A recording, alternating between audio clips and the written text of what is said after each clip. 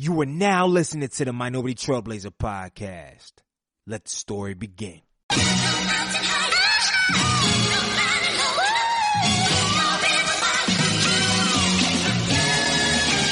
One time for the lovers, 2 times for the ladies, 3 times for the brothers, 4 times for the babies. Do you love her? Do you love her? Do you love her? Do you love her? Do you love her? Do you love her? Do you love her? Do you love her? Do you love her? Do you love her? Do you love her? Do you love her? Do you love her? Do you love her? 1 time for the lovers, 2 times for the ladies, 3 times for the brothers, 4 times for the babies. Do you love her? Do you love her? Do you love her? Do you love her? Do you love her? Do you love her? Do you love her? Do you love her? Do you love her? Do you love her? Do you love her? Do you love her? Do you love her? Do you love her? Do you love her? Do you love her? Brown skin, love her brown skin, love her brown. Brown skin, love her brown skin, love her brown. She my brown skin, love her brown skin, love her brown. She my brown skin, love her brown skin. Hold me down. Welcome to the Minority Trailblazer podcast, and I'm your host, Greg Ehill, the culture change agent. On this show, you interview young, successful minorities in a variety of fields to educate, empower, and inspire our current and future generation leaders. And today we got a special episode, man. It's not really going to be like my normal podcast where it's so formulated, so granular. We're really going to lead with 3 questions. 3 questions and let the conversation go where it flows because this brother, man, I call dear to me.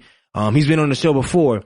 He was actually he helped build out my first live show in Durham. Like, remember, we brought it back and we had a couple hundred cats come, and that really it really opened my eyes to, and we charged too. I charged the event. We had a couple hundred people show up in Durham, man, and they stayed for 4 hours. We were talking forever. It was popping. Forever, man. And I just really, that changed everything because I always felt that for some degree, man, Durham is and we'll talk about that a little bit as well. Durham is a different place, right? Great black leaders, a lot of room for growth as well. But then a lot of ball hoggers too, man. A lot of cats want to hold to the ball and do whatever. And it's like, bro, like pass the rock, bro. Like we can all eat, bro. We can do that, man. And it's a vanguard of sorts that kind of just stay at the table and block opportunities and show opportunities of those. And I'm like, yo, I was talking to Colton Palmer today. Yeah, that's right. Y'all did go to, y'all were, cause I went to Riverside too. Yep. Right there. I was there with his brother, Brandon. Yep, man. And it's like Cole said it best, man. Like 2 legends can coexist. Like they're supposed to be, right? Abundance. But we live in a place where in the culture, man, like people, a lot of cats ain't even humble enough. People say somebody's younger than you. You like, if you know it, I'm sitting at your foot. Like you got it. But people, even in every place, people like peers, no, they don't want to openly say I'm inspired by you. It's very rarely they do that. And we live in the city sometimes where it's like, man, like y'all been hogging the ball for 15, 20 years. Look at politics. Let's not even get off Durham politics. Nigga, people been in the politics for like 40, 50 years in one position. You really needed that long, bro? Are you that deep? But that's either here nor there. We ain't even got into the show, man. But I want to introduce you to the podcast, man. My brother Derrick Beasley, and I just he has a long bio which I've already read, and by this time it's gonna be already pre-recorded. But we're gonna touch on some core topics that's been on my heart for a while that I've seen you grow in, and we're just gonna pontificate on that. You ready, man? You cool with that? So, I am going to stick with the script of, I still need to give me a quote that you quote or a mantra that you stand by, and then, share us a story about how you apply that to your everyday life. Damn, I should have asked for these ahead of time. I let you out with the mantra, cause mantra don't need to be specific. You feel me? There's plenty, man. So something a new mantra I'll say that I'm growing into is succumbing to the darkness. And for me, that means, I can give you the whole black holes metaphor, but we'll keep it in do whatever you want, bro. In the lane of, essentially like to change, to grow, to become your higher self or your best self or even just a different self. You have to like venture into dark places. Mm-hmm. And that's not a negative thing.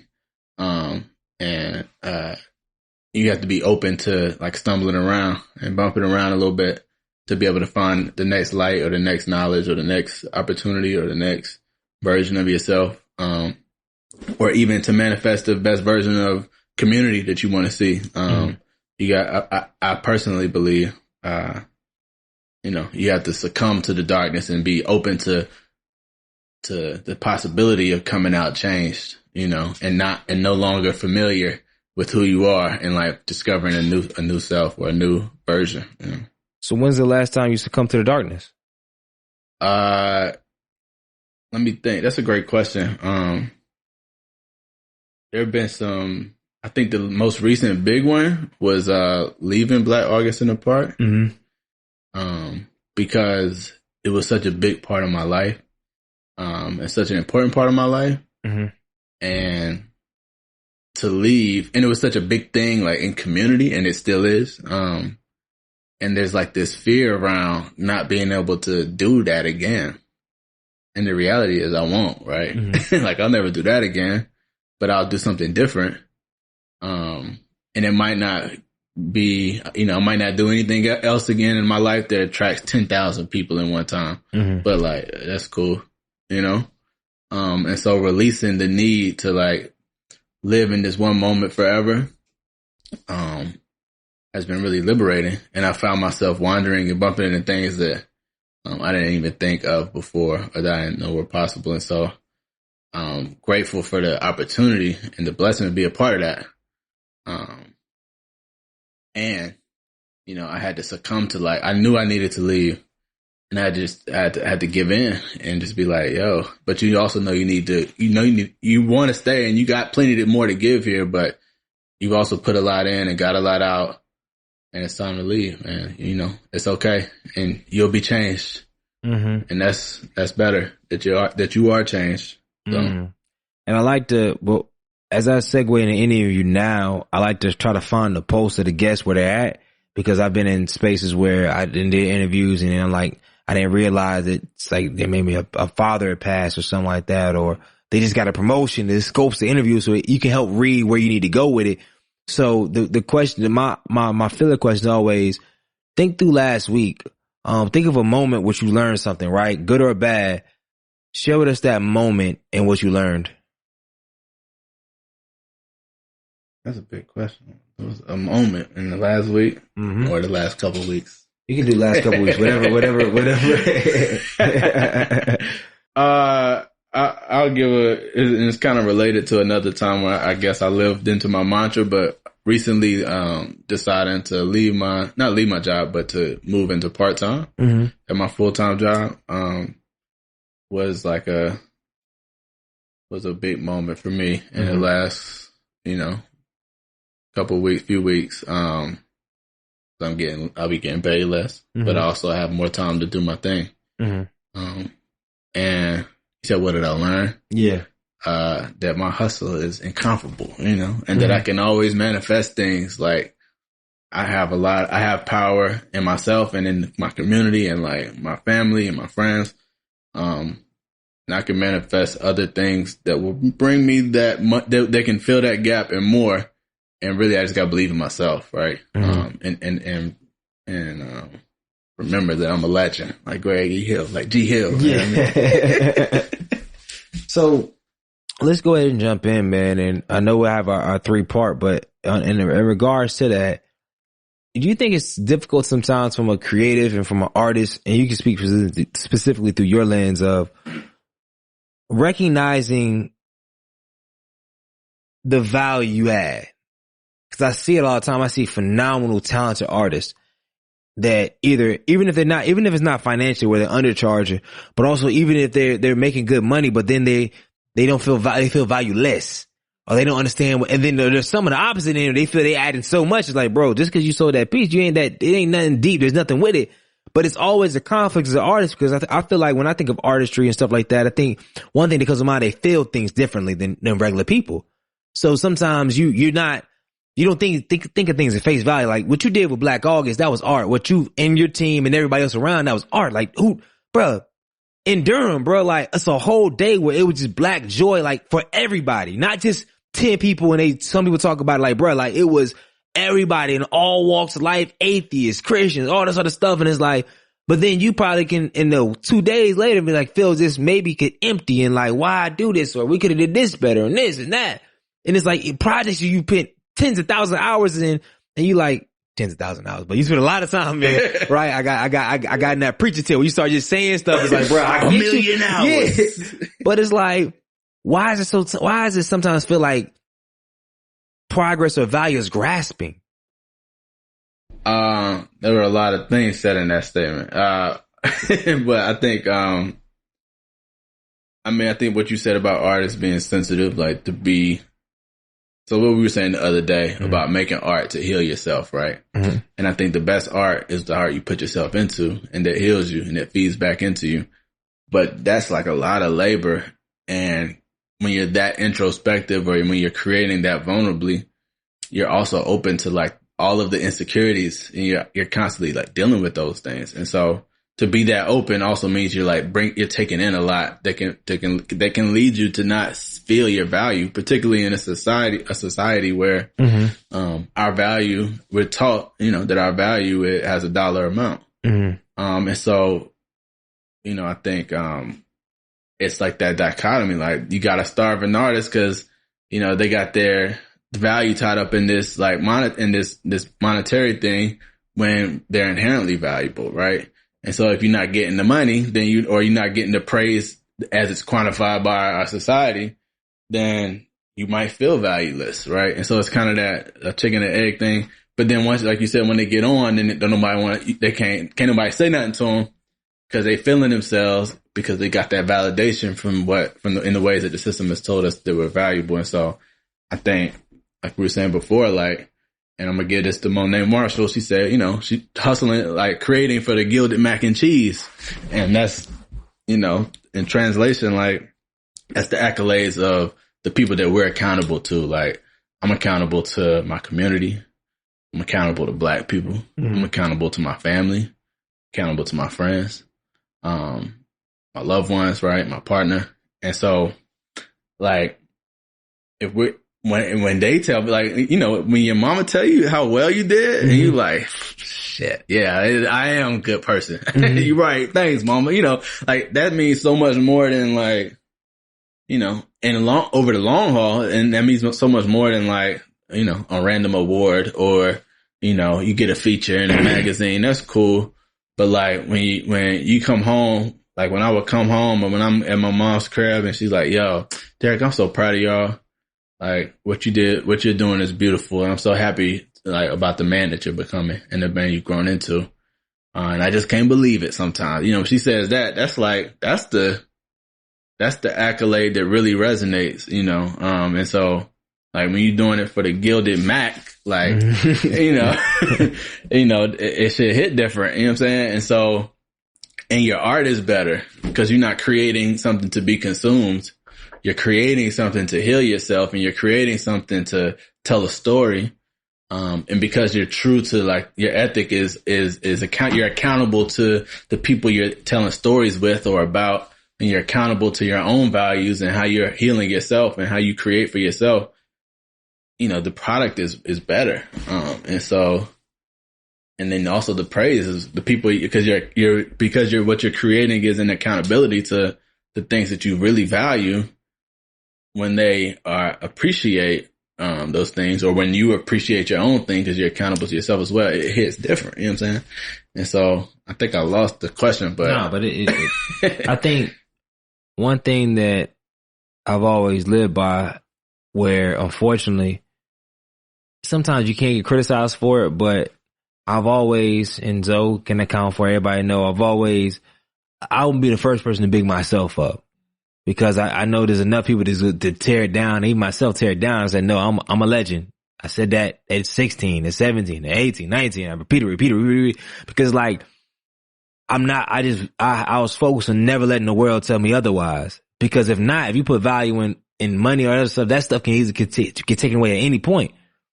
And it is hard though, because our culture is been set on it for the time you're intentionally set. For the time you are in your womb, even before then, because the stuff that they're eating and stuff like that your parents eating to feed you is not necessarily from the core, right? And then you grow up in this society and it's like, when you try to bring out the mainframe, you trying to bring out the mainframe at 30. It's like, dang, bro, like the mainframe is in there. It's in you now. You can get a little bit out. But I really do be thinking literally about the Matrix. Like, and do you really want to get tapped in all the way out the Matrix or halfway out the Matrix? How do you focus? How do you guard yourself from being lost in art, though? because you can easily just go down a rabbit hole. Now you just so expressive where it's just like, yo. Yeah.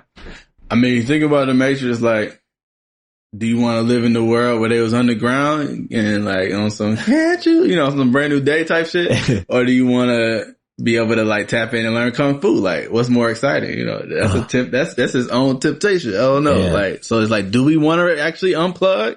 Like, it's hard to, you know, it's hard. You're right. It's hard.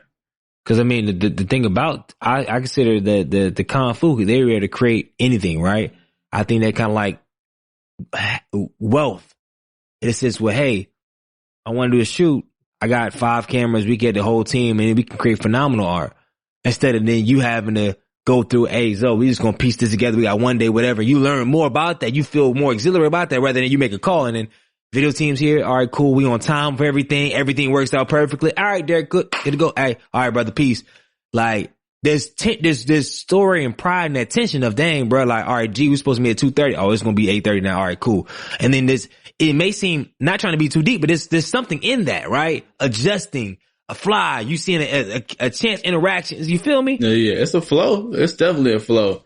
Even just thinking about coming here earlier versus later, like, there were things that I've done that are like put me in a whole new space for the evening. So I might have, you know, coming off the live stream I did with the art space earlier, like I was thinking more about that stuff. But since then, like, had a little argument with my partner, you know, like to try, you know, kind of walk. I got more time tonight, bro. We just let it go. I was like, something was off about that statement. I said, hold up. What? My night is cleared up. We have unlimited G. I said, I know we cool. I know you respect the podcast, but hell nah, bro. Bruhs don't play like that. I know BE bruhs, bro. Nah, bro. We gotta cut that out. Nah, it's all good. I was messing with. Nah, but you know, things happen. Like, you know, like life happens, right? And so, you know, you gotta trying to be like water. You know what I mean? Trying to go with the flow, bro. Trying to make it work. So, and also like that's the darkness, right? So you knew, you know, shit happens. Like, oh, we gotta push it back. You know, schedule changes. You know, you gotta be like, what? I mean, I might not have come, but you would have still had to go on and do your thing and make it work without me. You know, so either way, you know, that's life. That's the nature of life. It's conflict, like we were saying the other day. And, you know, when we talk about vastness of black holes and whatnot, I always, for some reason, the word ego comes to mind.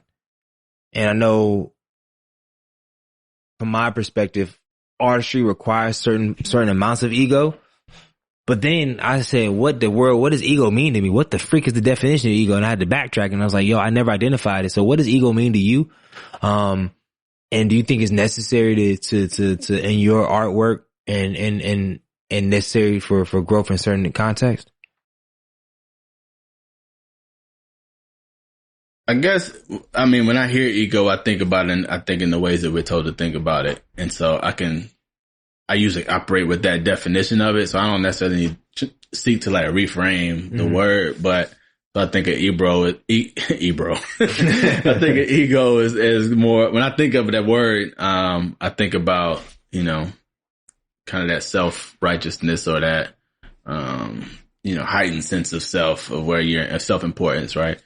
And so moving from that definition, I think I wrestle with this too. And that kind of goes back to the conversation around the mac and cheese. Yeah. And actually, I won't even say that as absolute. I think there's a world where that's true, but I think when I'm moving, and I'm wrestling with this because I think I'm moving into a different space. I think it's really maybe even the other side around being really vulnerable. And because when I think about the best art, and even what I'm creating now at this residency, it's like I just been sitting and building with my niggas, yo, and other artists, and like that's where I'm really touching base and like tapping into something that is already starting to manifest into the work that I'm really proud of. And the best art that I've made has come from a similar energy. That don't mean you can't make good art or really important big art, right? That people love. And then we'll talk about maybe even longer than some of the stuff that you really think is good, you know, because we can't necessarily control that. But I think the best stuff is the stuff that where you really surrender your ego and are, and this is the mantra I was going to say before, but like embrace being a beginner, you know. I think we talked about, we really hit the podcast like the other day when we was in this stuff. We hit a lick. But, you know, embracing being a beginner, and I might sound like a broken record because I said it the other day, but it's something I really believe in. And since I've embraced being a beginner, which to me has meant like finding mentors who are younger and older than me, finding, being in community with people who have less and more experience than me. Less and more, not just being, I need people that's 10 times better than me. And it's like, that's corny, if I can't get nothing from you, then I don't need to be around you. And I think that I see a lot in the culture is like, if I can't win, if I can't come up, then we don't really need to discuss. That's crazy to me. That's the opposite of how I want to be in community. Like when I think about, like, there's this young boy who's a photographer, graduated from Duke. He invited me to do a Zoom call with photographers because he likes my work. And I've been peeping his work in different places too. I was like, dang, he dope too. Like, not just because I can get something from it, but like, you know, he reached out and was basically looking for like some keys and some mentorship in some way.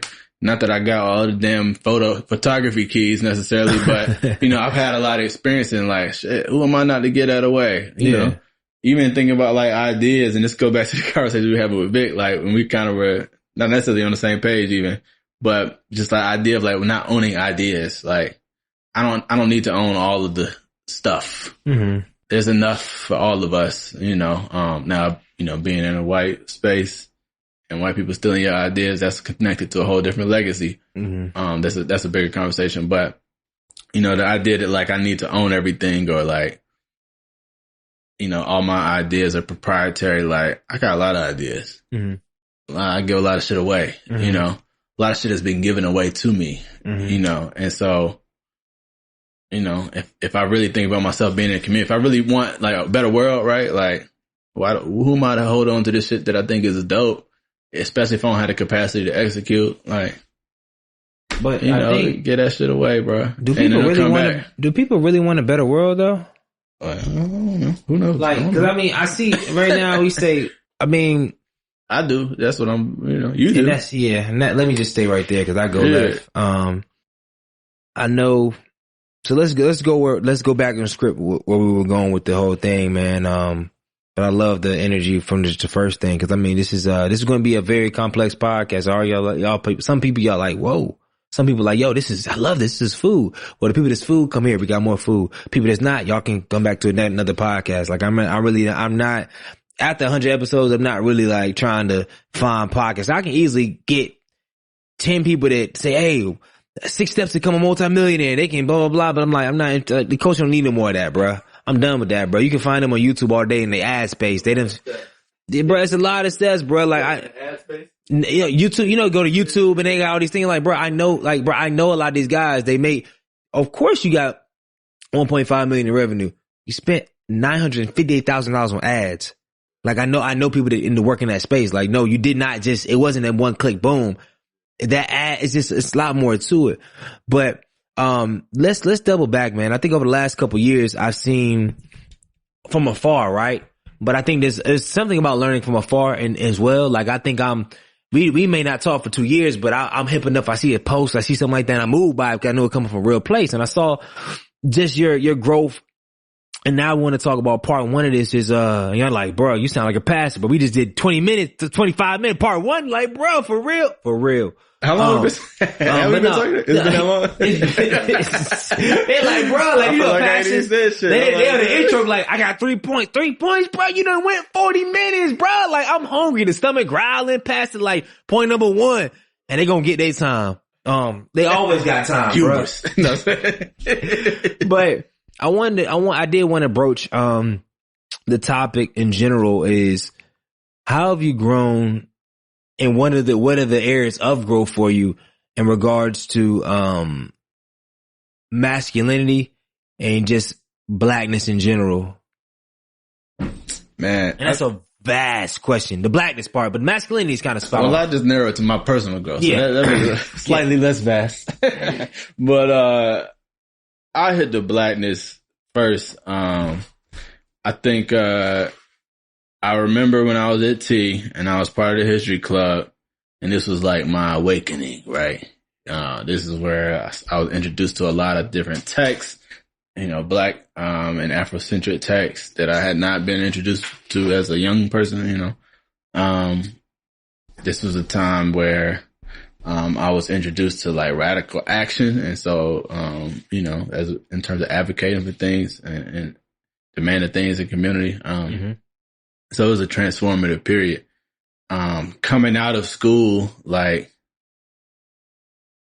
I feel like I was a little like self-righteous in my pro-blackness, right?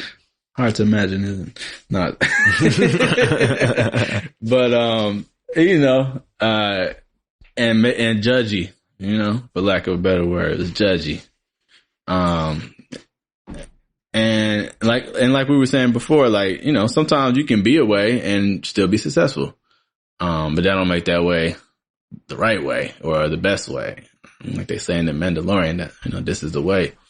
You got to cut that out. I'm sorry, bro. Get real nerdy. But I think, that wasn't the best way for me, to operate. Mm-hmm.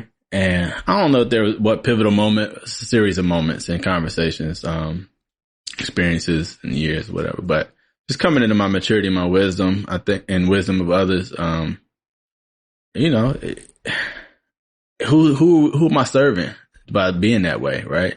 And so I think having like growing and maturing, I have much more compassion for people, who are maybe not as aligned with me politically, or, mostly talking about blackness, but politically around what blackness is or what it means and what it should be, and so, I have a lot more compassion for people and their humanity and their own past and growth. And also there's a humility in like, I don't know every damn thing. Shit. Who am I to say X is right? All I can do is work towards what I believe in. And so, and try to learn as much as I can. And so I think, that has opened a lot more doors and helped me build a community with a lot more people. And I've learned a lot more, right? And my lens my socio-political lens, particularly around my blackness, has evolved and grown and been stretched and torn, right? And gotten stronger. And so I think, again, kind of going back to that conversation around around ego, like my ego said, oh, I know something and I'm right. And, but, that doesn't actually get you to the world that you want or to the person that you want to be, and it stunts your growth. And the same thing with my masculinity, maybe not so explicitly with like around masculinity, because I don't even know that, at least in the circles I was in, we weren't like explicitly talking about like black masculinity. Mm-hmm. I know it's been a conversation. It's been a conversation, from multiple angles forever, right? Mm-hmm. But, I feel like I came into those conversations within the last really 6 years. Definitely after college, which better for worse. I feel good about this new generation because they getting a lot of this stuff younger. Yeah. And make a lot more better decisions.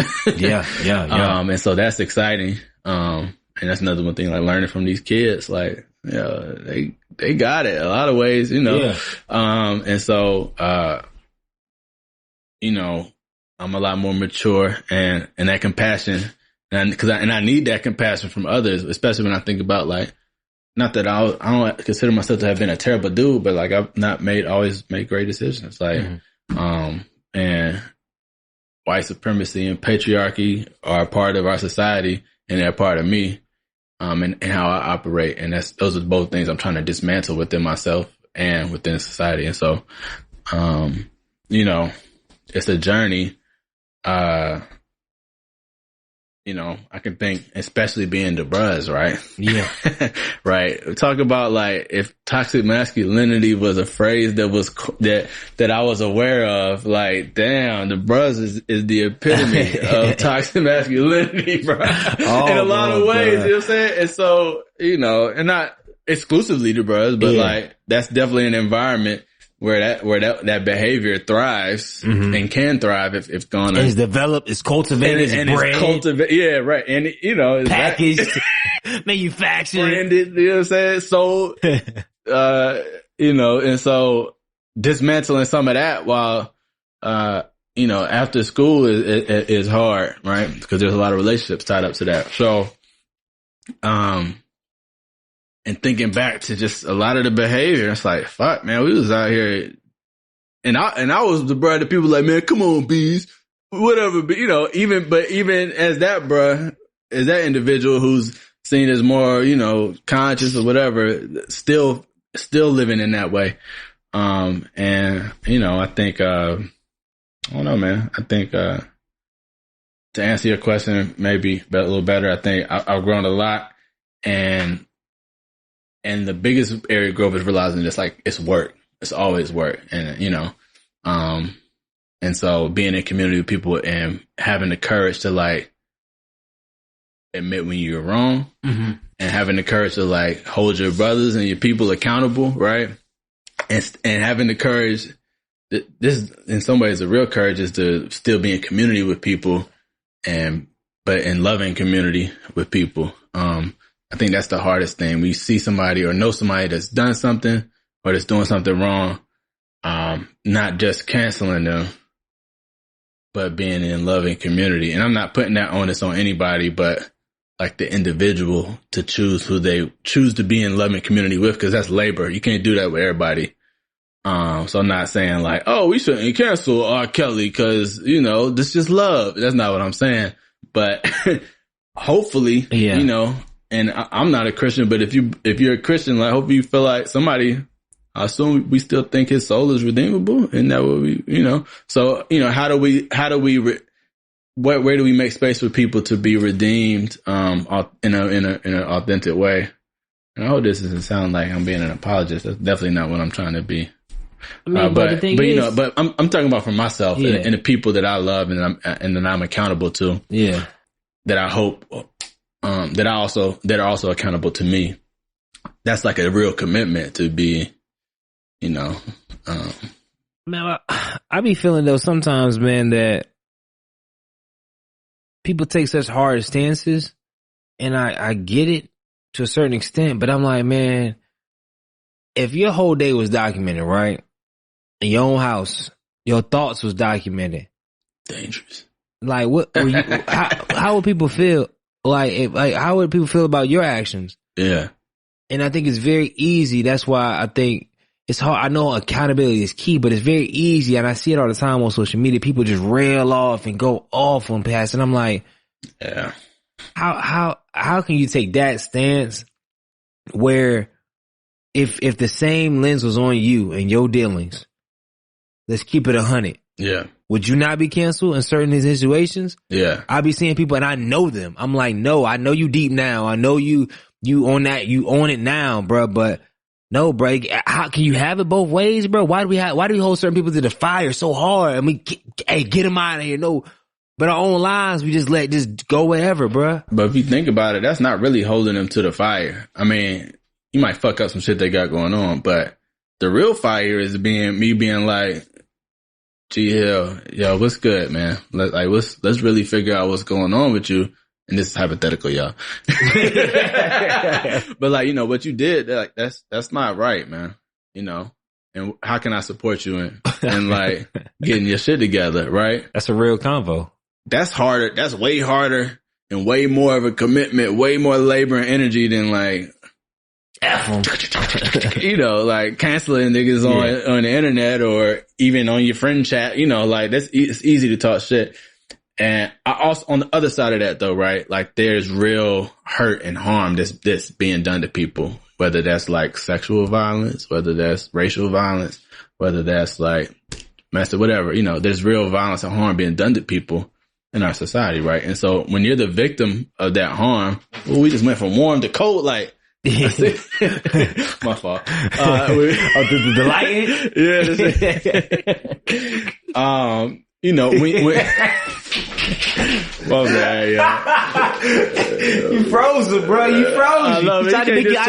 You can't just change the light color on me. You know, being into the lights, but he peeped early. He's like, bro. He did go cool.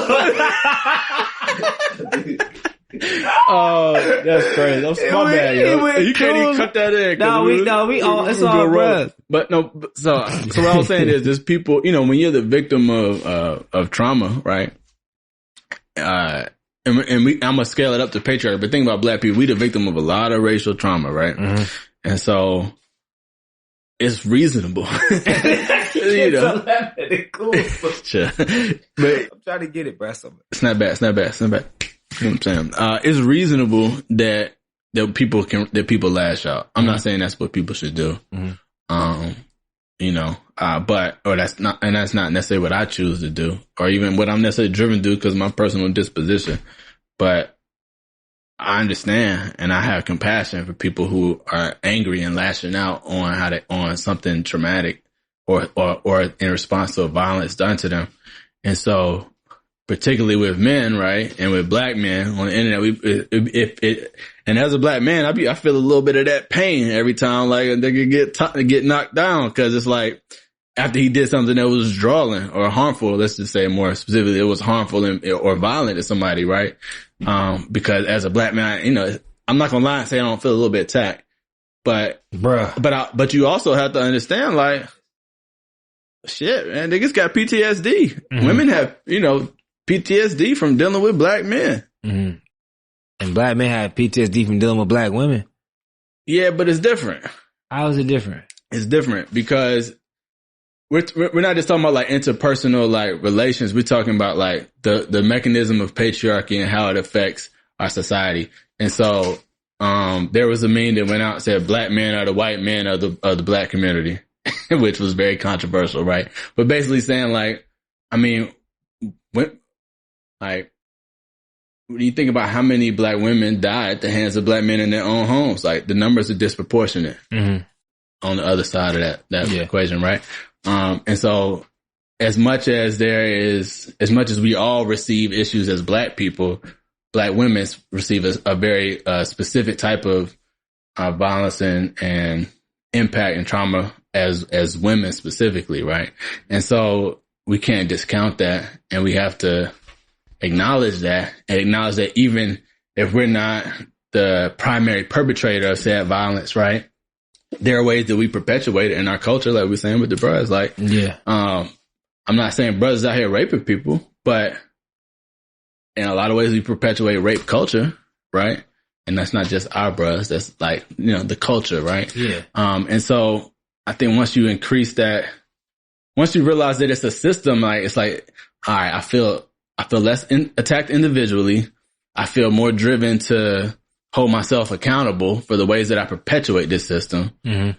And I feel more empowered to dismantle it. And so, it's okay to feel attacked. Sometimes, you know, you feel an attack because we, you know, a lot of times when we feel attacked, it's because we know we did something, right? Yeah, you know, it's close to home. Like, hold up, bro. It's a little closer than you would like. Yeah. It's like, fuck, man. Why they coming for the brothers? Because the brothers be doing fucked up stuff. And, you know, that's a reality we gotta deal with. And I'm not saying I'm like the nigga that's, you know, leading that revolution, but, we talking about it. And this is work I'm committed to doing. Yeah. And I'm committed to trying to improve on how I do it. And not just, you know, when we get a daughter, or not just our mothers, you know, not just like our queens, not just like this respectable idea of what a woman should be, but just all women. Like, you know, that's like queer women, that's trans women, right? It's not just like the woman that we can easily like see ourselves with, or that's immediately in our community. It's everybody, you know, is deserving of compassion and, you know, and deserving of us putting in the labor to try to dismantle the things that are set out to harm them. In the same way that we want white people to like commit to dismantling white supremacy. Like, it's not their labor it's not our labor to do. I mean, we're going to do that labor because we trying to live and survive. But it's like, this is white supremacy. Like, release some of that power, you know, let go of your power. You do the work, white people, you know, you do the work, black men. Like, we all have our privileges that we need to acknowledge. And I don't want to say privilege, but we all have our station that we need to acknowledge and do the work to dismantle the thing that creates that separation in our station. Separation station. Sorry. No, that's a lot to unpack, man. But I think that's everything you said was spot on, man. And I think if it came from a righteous indignation.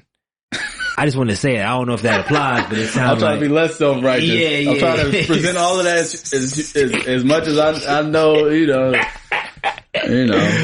Man, so I've been a fuckboy before. Yeah. We're you know. I think that's you gotta say that, that's a shirt right there. I've been a fuckboy before. Well, I'm not gonna wear that on a t-shirt, but you could do that. I'm not wearing that. But I don't know if you was wearing that. But I'm saying it on your podcast. That's probably worse. Shit. More niggas gonna see a podcast and they gonna see me listen to your podcast and they see me walking around. You know what I'm saying? So I don't know what I just did, but it's out there. You know what I'm saying? But you know, you gotta acknowledge that shit because you can't heal unless you ask the hard questions and admit the truth to yourself. Like I said, that's easier than me like just being out here, you know, doing the good work for the community, like, and not acknowledging my own role. That's huge right there. I think that's where a lot of fraternal organizations play, where we're the good guys. We come and we save, we cut checks, we do this, we smile, we take pics, we with kids. But it's like, are we doing the hard work inside of our homes with our sons, with our spouses, with our relationships, with our partners, however we deem? Cause there's a lot of, I think that's the gear in the culture right now, especially in the black community, where even in families, there's a lot of hard conversations that's not being had. Like, I was in multiple conversations the other week where, I mean, bro, you had aunts just had babies with uncles. You had stuff that you wouldn't even imagine happening in families that never get talked about, but it's creating divides that are still there. Yeah. And it's like, man, like, not to say every family gonna be a red table talk where everybody just, but even that shit is kind of fucked up because I feel like they be talking a lot of healing, but like, I don't know. I don't believe it all. I mean, it's good. I think it's overall good for the culture, but it's some of it all. I'm like, it's almost like weaponizing healing talk. Mm-hmm. You know what I'm saying? In a way, it's almost like when people be like real religious and then be like, well, you know, and then they like just, it's like, at a certain point, you got to change it. The behavior got to be different. Yeah, like you can't sermonize everything, bro. It's sermon and everything. I know it's a lesson, but also that was fucked up, dog. Let's hold you. Let's accountability is different. But they try to dodge all accountability and try to put it in a pocket of just general healing and aesthetic and try to get deep. It's like, no, you could have said, you can get to the healing, but say, boom, that was not right. Yeah, and I'm a Cuban man. I ain't watched that. Oh no, I wasn't about to. But that I saw no. But I've watched a few of the Jones, and that'd be kind of the vibe. I'm like, all right, this is not necessarily where I'm going to get my like my healing from, you know. But I think it's touching a pulse of people that, you know, want to open. I think it is good modeling of having hard conversations in some ways too. But I don't know. It's not for me, but it's cool. I think that's what I took from it. I ain't trying to hate on it. It is a good model for, yeah. I mean, they're having it in their own way because we don't know their concept and their depth. That might be the depth at their level they own. You feel me? But I think that it did show us the culture like, okay, we're going to have these conversations publicly. Doesn't mean there's going to be scripted a narrative that we would like. Yeah. But they like, we didn't run too far. We addressed it to some degree because it ain't about red table talk, but I mean, I think that's something where I'm like, oh, we didn't get. we entering Joe Budden territory, bro. Right. Yeah, bro. Like I'm like, we from two dudes that ain't watch it. Right. They're like, these niggas, they wanted to. I mean, I've seen before. I just haven't seen that episode. You see some clips and some memes, and you see what other people's reacted, and then you done went nuclear like, yo, nah, no healing is getting going down. Yeah. Nah, but I think the show in general, I think is yeah. Anyway, you'll fix that in post. Nah, man. He's like, it's nah, crazy. man, it's a stream. The whole artist, how the artists, the corporate cats we didn't talk about post artists, they like, bro, they trying to re-edit, redact. It's like, ain't no redaction, bro. That's because the corporate niggas already hitting you with their corporate answer. You got me loose, you got me open, you gonna have me fucked up. Gonna have me fucked up on the internet, dog. See? Chill out, bro. It's like, yo, Beasley, I thought he was dead there. Bro, chill out, bro. Then he started talking about red tape. Bro, chill out, bro. Shit. All in the sauce, bro. All your social creditors be like, but I can't really fool with that boy Bees, bro. No, was it social media? Oh, but man, let's go to one thing I definitely want to talk about is from a business, and I hate to use the B word around artists because they get real cringy about a business. This is not a business. This is my life work. How can you quantify my life work? I'm like, I get it, bro. I don't shoot the messenger. But from right now, the current projects you're working on, man, like talk us through, cause I think two things, and these are my only two questions for this. Your creative style, how has it been developed and cultivated? Cause I've seen it grow and now it's like the more Animorphs type of deal. It's with the hands, with the faces. It's like, it's an experience, man. It's a signature. And I know I'm not as deep in it. So you might say, hey, bro, this 10 signatures. I just copied the swag, but I'm like, but for me, it's like, oh, that's Bees right there. I know it's Bees. Yeah. But then also too, after that, let's talk about the newest venture you're a part of and kind of expose that. All right. Word. Appreciate it. Yeah, I think, so my grandfather was an amateur photographer. He had a bunch of cameras. He passed away like 2001. Mm-hmm. And I had his cameras in a bag. And then finally, when I moved down to Atlanta, I took him with me, mm-hmm. And I kind of like, in a lot of ways, it was kind of reconnecting with him because, I never really knew him as a mature individual, as an adult. Mm-hmm. And so it's kind of a way to reconnect with him. And so, got one of them fixed, got one of his cameras cleaned and fixed, started shooting. And that's when I really started connecting more with my artistry, with myself as an artist. When I was in second grade, I was like, I'm going to be an artist and I'm going to be a basketball player and a baseball player. And I'm going to go to UNC and do, I was like, I'm going to go to both. Which is Durham, Bull City blasphemy. I'm going to go to UNC and do. You know what I'm saying? I still play recreational softball, but basketball ended in the 7th grade in an official capacity. I got it. You played on the team in 7th grade, though? Nah, that's what I'm saying. It ended when I got cut. I didn't make the team. The warm-up, bro. J. Cole. And then I kept playing baseball. But anyway, anyway, so when I was, that was kind of like the return of me to my creative practice. And then I started getting into woodwork. One of my favorite artists and friend and former middle school colleague, Stephen Hayes, who's also a Durham artist, was really dope.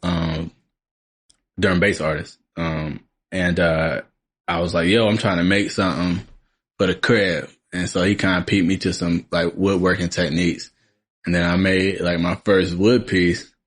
And it was like a kind of a copy of like the Mos Def album cover where he's like this and he's got the hand on the face, the New Danger. Mm-hmm. And so that was, like the first between that and like getting into the photography. It's like, okay, I think I'm I'm an artist now. I'm getting it. I'm like back into my art bag a little bit.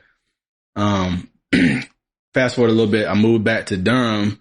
And really, for me, it was an opportunity, kind of like going to college. Like you go to a new town, you can kind of reinvent yourself. Yeah. I work full time. My day job is working with college students. And I always tell them like, yo, like this is an opportunity for you to be the version of yourself that you were scared to be. When you were in high school. Like, yeah, it's a new playground. Don't nobody know you, it's sometimes hard to reinvent yourself and to change, when you're changing publicly, like, but I do say, you know what I'm saying? But when you have a drastic change like that, you have an opportunity to be a different version of yourself. And I was intentional about doing that. And I was like, I'm Derrick, I'm a visual artist, also, and so like, it wasn't, I dabble. I know I'm a visual artist. I just leaned into it a little more, aggressively. And then I started investing back into it. It was FaceTime with Chuck. He talking about my dusty studio, but like, that was part of me, like, investing in myself. Like, I'm gonna pay this $100 a month for this little dusty space, but it allowed me to like work into my practice. And,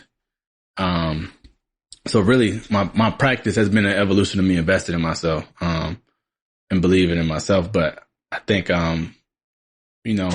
then I transitioned. We started doing Black Artists in the Park. I had the little Black Joy pop-ups and started doing other things. And Black Genius to work with. Shout out to Village of Wisdom. There's a lot of Black things here. Shout out to Village of Wisdom. Yeah. We're working on a project with them right now. It's about to be very cool for back to school. But anyway. I'm excited.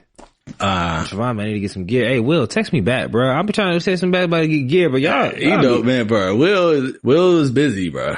Bro, I'm busy too, bro. No, man. Accountability. Bro. I'm trying to buy stuff. Me and Will been trying to ride bikes for like 2 months. Hey, you ain't gonna ride bikes with Will, bro. No way.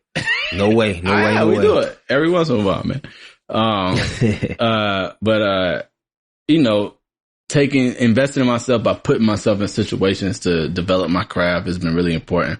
So even taking that part-time thing with Village of Wisdom, I didn't necessarily need the part-time money because I was working full-time and that was enough at the moment. Mm-hmm. But I did need an opportunity to like develop my skills. So I was like, I'm going to take this gig and I'm going to like develop some skills and try some new things and present myself as an expert. And they believed in me and we were able to do some pretty cool stuff with them. And then when it's time to go, like I had to succumb to the darkness, bro. I had to leave. I had to leave. Also, cause you realize you're in a place and you're not really putting in 100%. It's like, I gotta go. Cause I respect this too much to give anything less. Yeah. And so anyway, I started getting back into my digital creation. That's what you were saying with the animal. But like the photo manipulations, and to me, the mashups are really me trying to articulate how I feel about the person in the mashup, and or like their work or their like style of creating. Did you get some dope photos when you went? We did. I ain't mashed them up yet, but you about to be a victim, man. You about to turn into a transformer. That's when you know you made it. That's the culture. That's the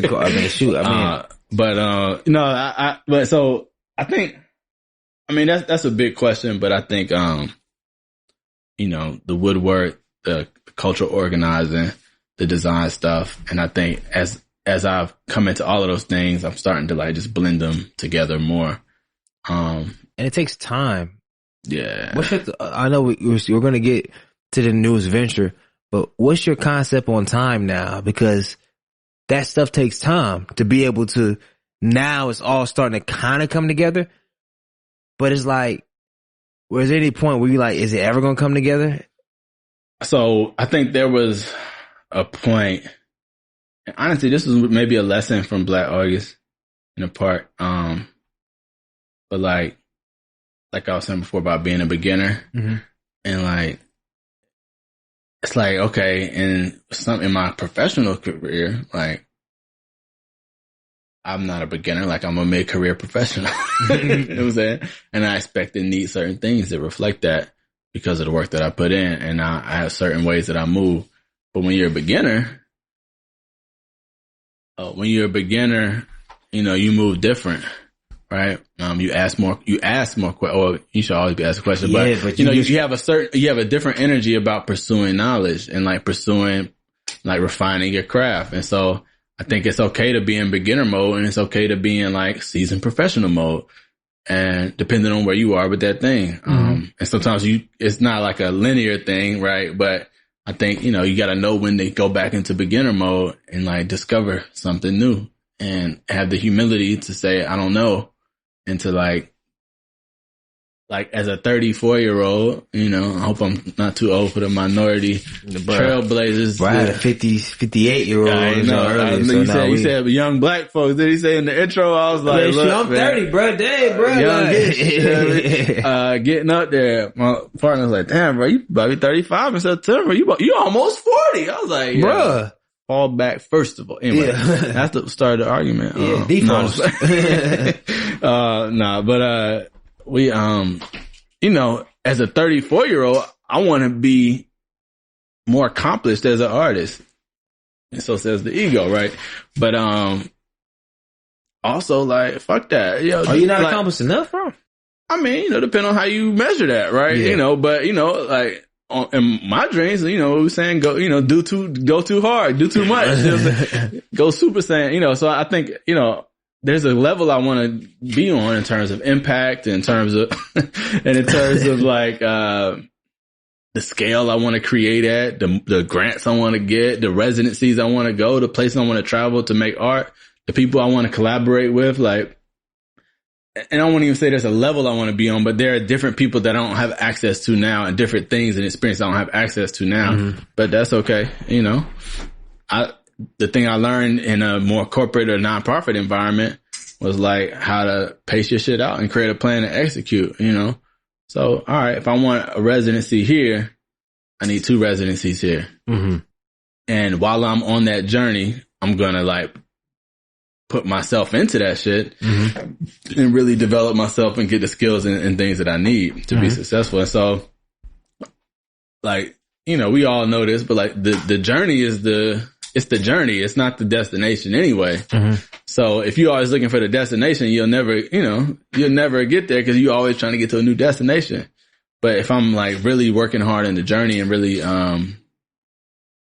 you know, putting my all into every step of the process and like trying to get something out of it, I think 1, it'll be my path will be more valuable. 2, I'll learn more. 3, when I get to that other place, like when I'm working with, you know, Hank Willis Thomas or whoever, you know, it's going to be like, shit, like, damn, I'm like really developed now. Like, you're really ready for that work. I'm like, ready for that work. Sparring. It's a spar, man. It ain't like a demolition. Like, dang, bro, knockout first rounds. Like, nah, I might not win the fight, but we sparring with it. Like, I'm touching them up a little bit. Or we just can't really manifest that big thing. It's gonna be like, oh, cool, yeah, you work with him, cool. But like, what did you really do? Like, was it popping like that? Or, no, you know, you know what I'm saying? Like, you know, was it dope? Like, was it impactful? Was it good or impactful or meaningful? Like, if you ain't done the work, you're not gonna make meaningful work. You Super Saiyan 1 going against Cells, like, bro, you can't beat him at Super Saiyan 1, it's bro. good for season 1 though. Like, damn, like he hitting these bosses. Like, damn, when he hit Piccolo, he's like, damn, this nigga's strong. Food. All right. But we at the point, Dragon Ball Z is pop culture. Like, it's not even like nerd culture no more. This shit is pretty ubiquitous, right? Yeah, man, you gotta, it's life. I really might get a tat on me. Yeah. The Dream gonna get a 7 Dragon Balls? Oh no, I gotta be somewhere nobody can see. That'd be kind of lit, the Dragon Balls. Right, I can't do that, bro. Would you do that? No. Not I got no tattoos, bro. How you an artist with no tattoos? I got a brand. My brand done faded to brown, bro. That shit don't even look like a brand no more. Me and Gunn was talking about that the other day. Like, damn, do we even have brands no more? Like, y'all both got brands? Yeah. Y'all wild boys for that, bro. You see it? You can barely see that Where's shit. That? Well, that's not a brand, bro. Nigga, that shit bled like a brand. It swelled like a brand. That shit was a brand for my college days. Swiftly passed. You went hard with it, bro. Salute. Oh, man. Salute, bro. Cause I'm me. I'm tatted up, bro. That's more, your shit more permanent than mine. I'm not tatted yet. They coming though. Sleeve it is. No, I'm just. Yeah. No, you're not playing, bro. That's what people, it does get uncomfortable sometimes when you get elevated to a certain platform. You start creating artwork, you start getting knowledge, and you just know that it's just real life, and people gonna be like, oh man, this dude, not horrible. I ain't never did nothing horrible. Right. But it's like the context of your actions and what it represented. And that could be somebody could have broke down, people were cutting their hair off, and they're like, bro, like, what? It ain't that deep. It ain't deep for you, G. Right. What about them? Yeah. And that's in everything, right? And it's a hard thing. We have to confront that truth. Specifically when you're somewhat in the public eye. Cause I'm hyper conscious. And you be scared. Heck yeah. Like, bro, we blowing up right now, bro. My ex-girl probably like, where was this dude? Like, for real, like, I'll probably pop up with a freaking whole wife in a year. She's like, what the hell? Like, for real, bro? And it's like, I was no malicious intent with that, but it happened like that. It wasn't meant to be. But for other persons, like, it was a con. Hold up. What in the world, bro? Yeah. And, speaking for me, I know there's ways I could behave differently. Like, I'm not even going to say if I would have known, but like, there's ways I could have behaved differently. And sometimes, in your mind, but, you make excuses. You blame it on the culture. You blame it on your knowledge. You blame it on XYZ. Fathers. Absentee fathers. You blame it on a lot of things. The bruh, you blame it on the bruh. Man, fuck, I shouldn't have been fucking with the bruh, man. They had me fucked up. Okay. But, at the end of the day, you just got to take accountability for your own actions. And so. Cause the thing is, I had to tell myself that because certain things I was like, oh man, I shouldn't have. Like, hold up. But G, you willfully took the good though. Like, I can never turn my back on the brotherhood. Cause there was at one point I was like, bro, I ain't really fooling. I'm all out, bro. Like, I'm just cashed out. I was like, bro, like, but you willfully took some of the benefits of it. It's like you benefit from privilege. It's like, okay, no, bro. You willfully, like, I cannot say the stuff that I was able to accomplish at T without the power of the brotherhood and whatever. And the the I made, the real brother friendships I have, what would that be like without it? Yeah. For me, I'm not saying for everybody's context. So I'm like, it would be very pious to me to be like, once I got what I got out of it, now my platforms elevate. I had these contacts. Like, no, Ponder, bro, they ain't do nothing for me. It's like, bro, like, hold up, bro. Yeah, I don't know if I've ever taken the they ain't done nothing for me perspective, but I think I've definitely have felt the need to like move on from the institution, for a number of reasons. You still got, man, I ain't gonna lie, my phone, you still got Derrick Beasley, B.E. period. Oh, 705. Bruh, look at it. Yeah, that's crazy. I mean, I'm not denouncing, right? But, but I think. Don't do that on my podcast, man. It's official. Like, but I just don't, that's not where I choose to put my energy to do the work. And that's not a mountain I'm choosing to try to move,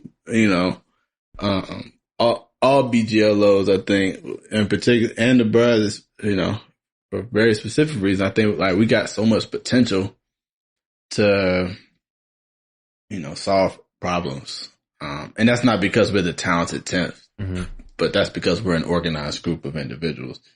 There's a lot of potential that we just don't cash in on. Mm-hmm. Now, a lot of my closest friends is brothers, most of them, right? But I'm not denouncing like the relationships, but I think, we have so much capacity. And I remember when I first moved back to Durham, I paid my dues and went to a few chapter meetings, and just the experience left me wanting. And that was the same thing when I moved to Atlanta and I went to the chapter out there. Mm-hmm. I went to a couple meetings and it just kind of left me wanting. I'm like, we can do better. And it's not me, some involved brothers were like, well, we need you there. And I'm like, maybe, but, okay. But I got so many places I can be. And if I'm putting my work into these things or putting my work into those things, it's hard for me to also be here trying to be like a, organizational change agent within this entity. I don't think that's my personal calling. But I got close brothers who are trying to do that work. So shout out to them. That's just not my calling. As we conclude, man, it's the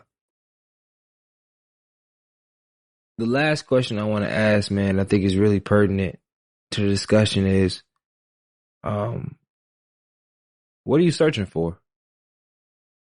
Just in life? Yeah. It's so deep, man. What are you searching? Yeah, hey, bro, like, hey, we really on. Hey, you see how many gears we done switched? We sifted today, bro. This is crazy, bro. I told you jinx with that, bro. We didn't hit every gear, bro. I just tried to switch it up to see like we can hit any angle. I can hit you with the deep inquisitive. Okay, what? No. And you hear the Christmas in the voice, bro. The culture, the Christmas. The Christmas. It was like, so what are you searching for? And I left it there too. It felt it, but I thought B was about to cry, boy. I was like, B, don't go there, not yet. Reconsider, read some letter. Please. Next question. Next question. Not today. I don't know, man. I think I'm searching for my own truth, right? I think contentment, because I think happiness is like a rhythm thing, it's a seasonal thing, it's a momentary thing. But I think like contentment is like a state of being, like finding at peace is a state of being. So, honestly, I'm in search of more like personal practices that can help me live in that mode of contentment more often. Because I think, the search for happiness is kind of like that momentary gratification, but it's not a lasting wellness. You know what I'm saying? And so, I think that's the overarching thing. I think, everything else is kind of fluff. Fluff around that. That might be kind of strong. I don't know, everything else is fluff, but I think if I can master that, that's like I feel like that's my core work right now. Damn, somebody just did a drop on the bang.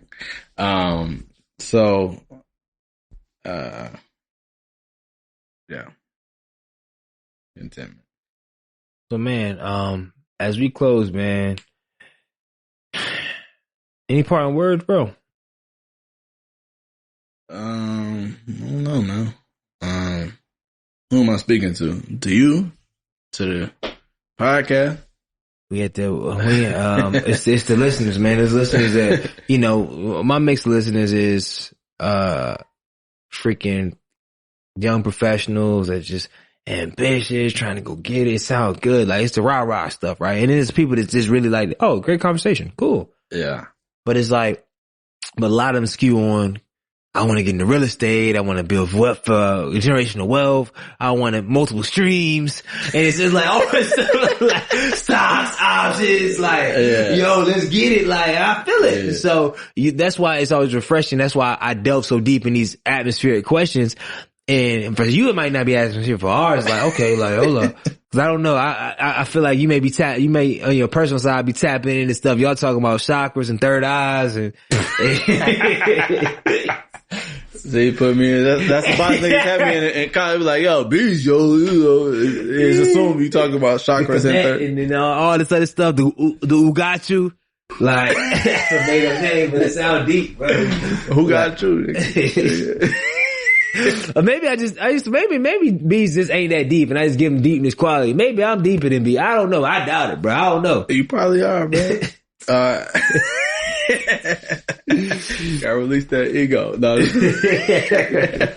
I don't know, man. I think, that's what I say. I go back to what we were saying earlier, doing it for the gilded Mac. You know what I mean? That's what I'm on right now. Trying to release the need to make something to be consumed that people will like applaud and really leaning into the idea of like making things for the people I'm accountable to, and the community I'm accountable to. And that's accountable to like who I am and who I want to be. Cause everything else is fluff, I think, superfluous and all of those other things, I think, doing it for the gilded Mac, like really being in alignment with, your values and your people. So, where can people find more about, dang, we gotta do one tangent. Dang, I forgot. You didn't talk about your venture, bro. Oh, the food. Yeah, we gotta hit that, bro. We do gotta hit the food bar. It's like, damn. Hey, man, it's like the night. The bar's closed. Give me 10 rounds, bro. I said, bro, the bar. No, we gotta get that. So Tall Grass Food Box is the venture. Yeah. It's a partnership between my partner, Gabrielle, and my other friend. Y'all can't break up now, bro. It's just y'all in business together now. You're in too deep. Hey, no, it's fine. Gerald Harris, is my man, my other, our partner in the venture. And essentially we're sourcing produce from black farmers around North Carolina, putting together in like a bi-weekly subscription. So, we pay our farmers, above wholesale prices. So mostly like big box joints is, they got the CSAs or got the box and they, nickel and diamond farmers. So we buy from black farmers. We pay them above as close to retail as possible. So it's almost like the equivalent of them selling it straight from the farm. What they would mark it up is what we buy it from them for. It's centered around that pay equity, but it's also centered around, telling stories, around black farmers and the black farming legacy. Imagining a future of black food sovereignty where we really have control of our food system. Black food sovereignty. That's so deep, bro. I like that. And so, that's the core of it. Storytelling is an arm of it. Making it hot, making it fly is an arm of it. You know what I'm saying? Making it attractive. Like that's, switched up that temperature on me again. See? That was good. That was undefeated. When he was cold on you, bro, you was like, bro. Can't just be switching up the temperature on me. Come on, son. So, we, but some of the bigger things are like improving the infrastructure for black farmers and black agriculture, independent of like our exploitative white supremacist food system, right? And so some of these things we're thinking about is like distribution models. We're thinking about, for example, when is this airing? I think when I can get a keys away. No, you good. Nah, but we're thinking about, there are places farmers can't go or things they can't do financially because they're constrained. And so how do we, with our growth as a CSA, how do we build there? How do we help them grow with us? So for example, so we had like 220 boxes that we got to fill this week. Mm-hmm. As we have booming. And we're building, booming. Yeah, it is booming. It is booming right now, and in a good way. So as I need my tea, bro. I should have brought it. That was stupid. You got it, bro. Did you? Oh, you're 3 minutes away, anyways. Bro. Yeah. So as we grow, we want farmers to grow with us. So now we can say, okay, for January, planting season in the spring 2021, mm-hmm. they can plan to expand, right? Mm-hmm. And we can even help them financially to expand because we have these subscribers. And so it's like a different league for farmers. They can kind of get ahead of the game, and invest in their own infrastructure, and we can help invest in their infrastructure so that they can scale, right? If you're a small business, it's hard. It's easier said than done to just bet the farm on the next season, right? Yeah. And for farmers, that's literal, but if we can take on some of that risk or help alleviate some of that risk for them, then it's like, in the mix. And so they can grow with us and we can grow together. And so we can, we're entering conversations with farmers about 2021 about like, we got the X amount of egg orders. Like, well, let's figure out how we can get you some more chickens. And that's not just so you can sell to us. That's so you can sell to other, create other streams for yourself as well. Sustainable chickens though? Are these sustainable chickens? Are they grass fed? It's grass free range. Yeah, okay. Exactly. I mean, I watched chicken documentary. Yeah. I was horrified when I saw what's going on with chickens. One of the it's terrifying. And North Carolina is one of the biggest perpetuators of that. They might come for our IG. They might try to take us down for saying that. Hey, but it's real for real. It's real for real. The chicken processing in NC. Oh no, they shut you down. The pollution. There's the environmental justice aspect of it. There's like a degradation of the quality of the product. the reality is we shouldn't be eating that much damn chicken, right? Like, we shouldn't. The reason why there's so much meat production is because we eating too much of it. And you know, I just got on TikTok. I saw a Got Milk ad. I was like, see, they still pushing Got Milk? I thought we've been debunked it. We shouldn't be drinking milk like that. They rebranded, bro. They came back stronger. It's an industry practice to sell you and tell you need this thing that you don't need. And so, you know, we don't need that much meat. And our environment won't actually sustain us eating as much meat as we do as a society. Anyway, that's a whole other tangent. One of the things we're trying to another thing we're trying to demystify is like what fresh produce looks like. So understanding your food system, like, eggs be different colors. You know what I'm saying? Me and Gabby just got a chicken. That shit is blue. The eggs are blue. Like, I ain't never seen no blue egg. Yeah, it's $5 an egg then. See, that's how people trying be. to exploit this system. He's trying to build a more exploitative system. That blue egg better be the same price. Remember this, bro. Watch. Them blue eggs gonna come out. Well, honestly, sustainable eggs and blah, blah, blah. Yeah, nah. They are the same price. Well, you get the box. The price is built in.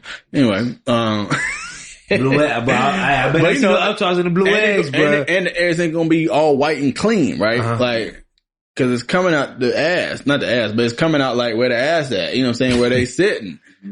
So like a fresh farm egg, I mean, you be cleaning them, but they got spots on them. They, you know, you clean them off, but it's an egg. They got double yolks in them. It came out of an animal, right? You know what I'm saying? So it's not going to look like this white, boing, you know, egg that you think about. And then, you know, all produce is like that. If the bugs don't want it, like, we shouldn't want it either. So you might find a little ladybug crawling on your celery, you know what I'm saying? But that's how you know it's good celery. Anyway, that was a huge tangent. Tallgrass Food Box. We paying black farmers. We got t-shirts too that pay black farmers. You know, I didn't do it. And it's off-white too. I rock with it because it's off-white. Appreciate it. White t-shirts is cool, but them off-whites, man, hit so much harder. And, you know, as a farmer, you gotta get with the farmer aesthetic, you know what I'm saying? You have to dial that in. Yeah, no, for real. And if you know somebody in there with the off-white J's, the size 15 out there, let me know. The size 15? I'm just throwing it out there. 14. I had some reaching in the dark, but who knows? I'm gonna have somebody for the Spurs, nigga? Big ass feet. Oh, man. Anyway. That's the venture, man. So where can people find more information about all the work that you do, and this from a art perspective, from a thought perspective, from a tall grass box perspective? Let's see. I mean, really, IG, I guess, is the hub, honestly. Brobeas, BROBEAS. But DerrickBeasley.art is my website. Tallgrassnc.com is the website for the food box. You can Google me on Scalawag magazine. I got an article on there. It's an article about the South and politics. It's a pretty dope magazine. I'm just shouting out to my first big publishing. Hey, shoot me the link, bro. I ain't get no link. Yeah. Well, you know, you don't follow me. You don't really follow me like that, do you? Bruh. Talking about shoot me the link. It was posted everywhere. Bruh, I didn't. Bruh. No, I'll shoot it to you. So that's really the place where, one of the first places where I really fully articulated some of my creative vision, in terms of like my, artistic, like my concepts, around my work, my artwork. And so that's a good place to get a foundation for that. That's why I mentioned it. Yeah, those is the links. I guess I need a link tree. Yeah. You know, it's going to be in the show notes. We're going to have it all prettied up and stuff like that, man. So appreciate it. Yo, man, it's been a marathon of a day. But this is a great way to close it out, man. I appreciate you, sharing the energy. Keeping the vibrations for the head tops. So niggas always try to hit me with something like that. Yeah, why can't you just say, man, it was really nice to talk to you, Bees. You gotta talk about vibrations and head tops. Potions, man. I still need this brush shirt, bro. What's up, bro? Yo, because of you, I went to Laddie the other day, and he gonna kill me, but because he don't do screen print no more. But he helped me clean the screen.